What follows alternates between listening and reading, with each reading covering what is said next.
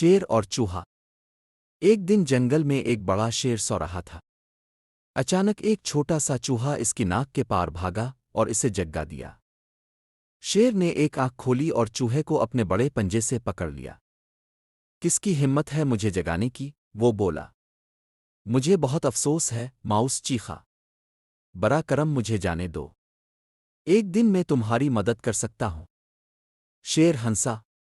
تم میری مدد کرو، لیکن اس نے چھوٹے چوہے کو جانے دیا۔